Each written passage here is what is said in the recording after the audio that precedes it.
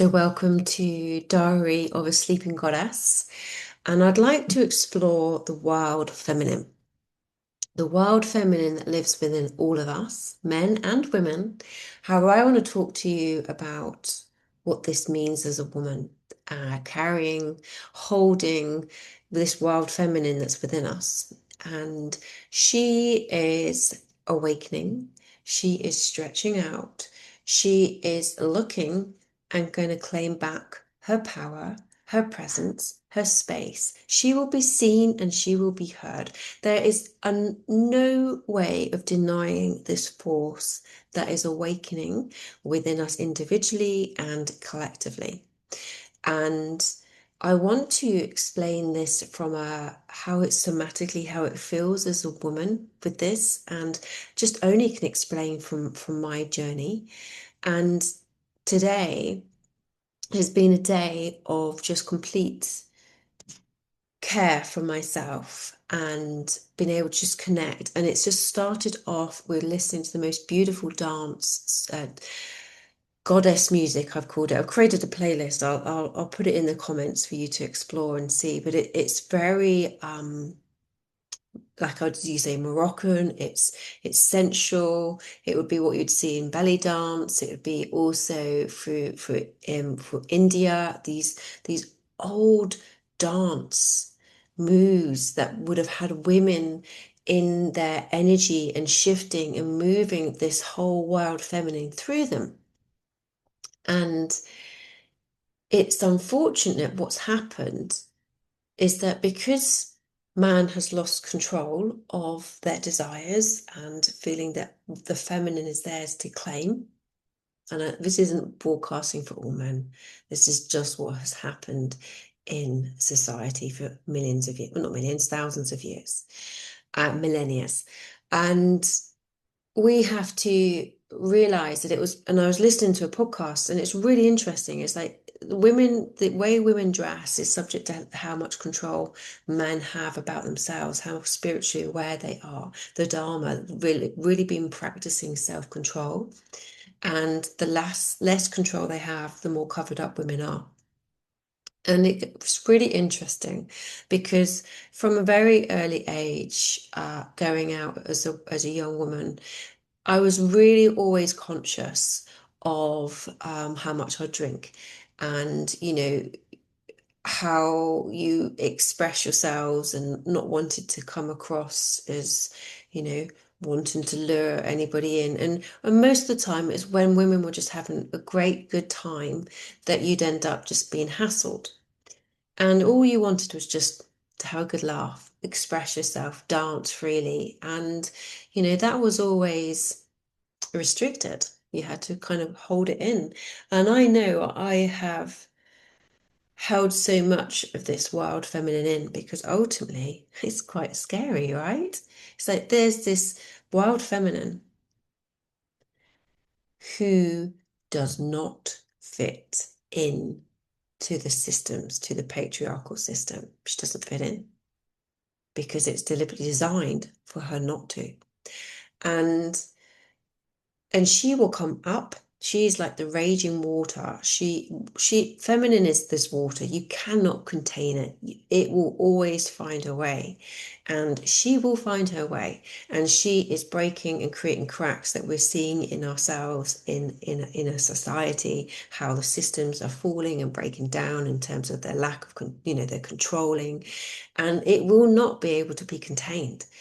And that expression of the wild feminine can feel fucking scary. It's like, because ultimately she's going to come down and just crash down the world that isn't serving you. And if your nervous system is set up in the patriarchal system, in the systems for you to feel safety, your whole nervous system will resist it. It will completely go, this is just chaos and I cannot accept it. But you cannot block this chaos.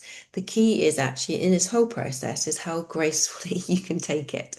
And I'm laughing, it's not a laughing matter. I have to admit it's probably just human working your way through these things because, I'm going through my own transformation right now, huge shifting.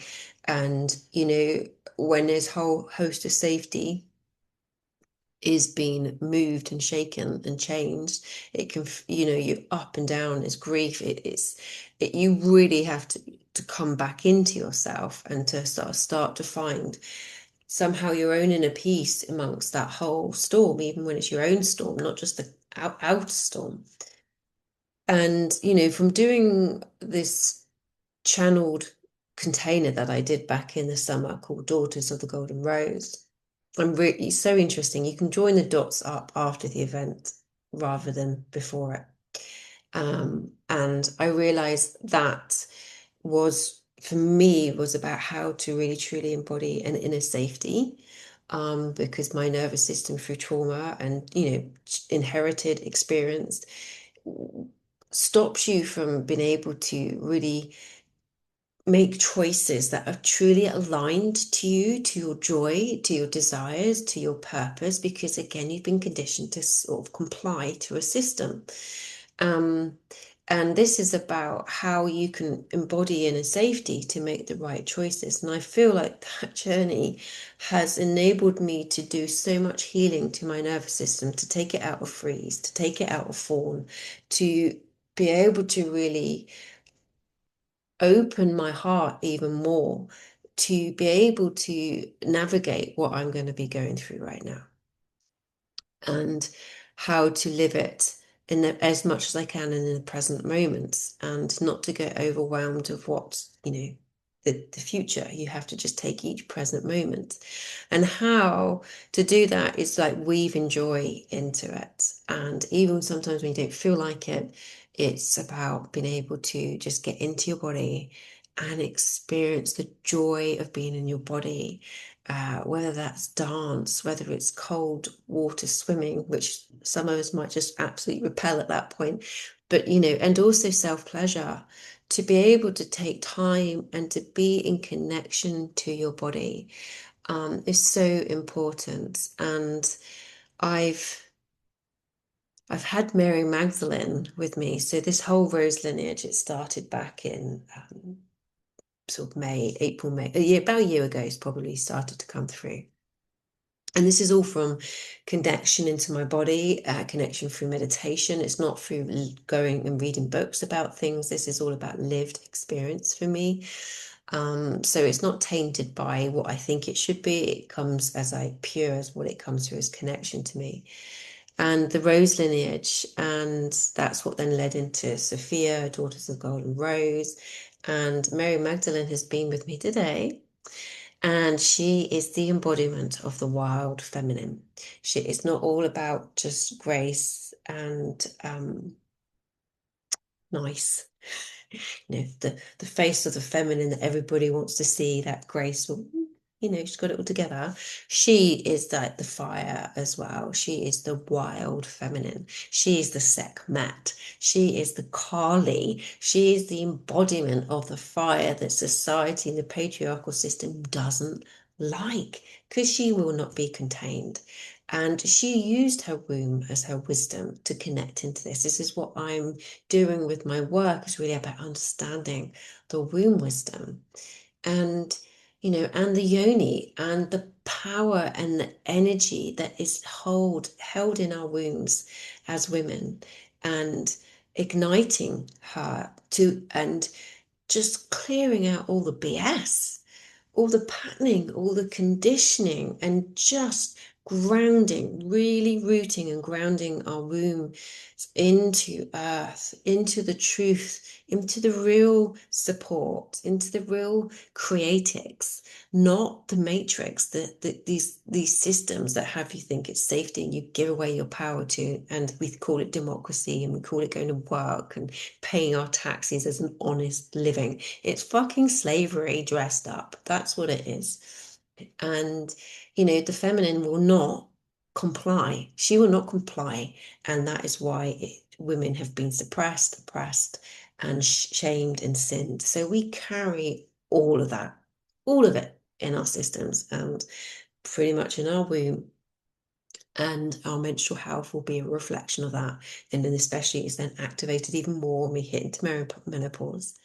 And she's just like shown you it's like that real raw kind of wild feminine, and I touched upon it in my last podcast of like through self-pleasure. It's like I just want to be seen, I want to be heard, I want to be valued, I want to be honored, I want to be respected. And it's like you need to see me in my true light and my true power. See me. I want pleasure. I want bliss. See me. This is kind of like the words that coming through, and the sensations, like the desire of being seen in the beauty, in the pureness, in the fact that we give life and the power of the feminine. To be seen in that, in the eyes of others and of men, is what she truly desires. This is the wild feminine, and it's not about the sexualization of like, ooh, do I, the lust of man. It's like this is it. When women would have danced, like I said, back into the real ancient cultures, women would have danced because it would have been about honoring the feminine. There'd been yoni gazing, where men would have just looked at the yoni and actually just honored where their fucking life has come from, where life comes from, and the womb connection into earth and the cycles and the moon. It's the whole universal clock sitting right in there. And they would have been honored because that was their connection. That was their connection to the power and the feminine that's within them, and life that's in them. And I see as our society, the way we are seeing the polarization right now. I mean, we're seeing the polarization because of the bloody beautiful light that's rising up with the feminine. She is the flame torch. She is the flame that burns shits down, but she reveals things too. This is the thing. She's the mass revealing of truth. And all of that's coming up, and um we're seeing it. We're seeing it in ourselves, and it may seem exceptionally chaotic, and we're seeing it in the collective too. And so where was I going with that? That's a really good thread. But it was just how, because of the suppression, because the craziness that we're seeing is because of how man have become so separated from the feminine. How the patriarchal system has denied them too, to suppress where life comes from, and to hate that at some point. You've been born from this woman, from life, and yet there's so much hatred somewhere. And I think that's personally inner hatred. There's just anger and pain. And rather than dealing with it, having the emotions and the intelligence to process, take time to understand that anger, because anger is just the top of the iceberg when it comes to betrayal, hurt, grief. And they would have equally probably experienced poor relationships, poor mother wounds, because that goes back right back down to how women have had to protect themselves, and it's just gone from generations. And so, and the pattern breaker is to be able to recognize that. And there's so many men doing this work as well. And it's just so important because, and I'm recognizing that as the more I talk about the feminine energy and connection to that, there's more men being really interested. And not from a lusting weirdness, from a perspective that they know there's something missing. There's a loneliness inside them. And actually, that is because of the feminine energy. And when a woman can be able to guide a man back to that in a completely non-sexual way, is pretty powerful. And I often see like the woman is the protector of the heart, and the man is the protector of the body. And I have seen that with my treatments, and I have seen how when a man has been able to surrender their heart to allow me to hold it, I could suddenly feel the complete shift in my power, and huge amounts of healing came through. And when I talk about power, this isn't about what we see in the world where it's power and it's controlling over somebody. Power is like embodiment of your gifts and what you're here to to offer and to give to the world, to raise the frequency of it all. And that was just incredible when I was able to really feel the shift into that. And with power comes responsibility, not to exercise over other people. When you're in a position of power, it's a huge privilege of responsibility, And so a woman could take that just advantage of that power and manipulate that heart. So there is that vulnerability, but you're just staying in the loop of fear. And I feel like I've certainly just gone off and expanded. I feel like my nana, her stories used to go like, where are we now on this story? Where's the thread? Power of the feminine, right? Power of the waters. She just moves, she dances, and you can't quite keep hold of her. And so, yeah, that was what I really wanted to share today, is actually how the wild feminine is rising and how we as women can allow ourselves to embody safety, to allow her to come through, because otherwise it will just feel like complete chaos and just carnage. And it can be like that, but if you're more conscious of it, more aware of what is happening, you can hold more awareness and presence of yourself to enable the process to happen. That is what I'm recognizing and experiencing, really. And so, yeah, we're all goddesses. We've all got the wild feminine within. She is coming up. There's no blocking her. And she will rise. It's going to happen. She's the voice of the feminine, the wild feminine, who will not be tamed. But she is here to bring life, to bring truth, to bring unity and grace and fire. She is like the embodiment of fire and water. She is light and grace together. And this is the beauty of us women. And we go onto this journey, whatever that begins you on that journey. I mean, people come to me from different reasons. It could be a bad shoulder, it could be hormones, it could be fatigue, it could be, like I say, they think it's perimenopause, or relationship issues. It's whatever will bring you to this point. What has ever brought you to this podcast will be that moment of where you start to understand yourself, where you're starting to know that there's something more underneath all of this, and being curious of self. That is the real key. It's about this curious observer of self, how we can move through judgment, through the shame, through the guilt, and all these low vibrations that seep deep into our bodies, in our blood, in our bones, and casts around our DNA. So it isn't actually our DNA, it just blocks the DNA from functioning to its full health and blueprint. And so when we're expanding our consciousness, when we're living more in unconditional love for ourselves, that we can live with more of an open heart and connection, our DNA will start to express itself in a much more higher expansive way, in a higher health.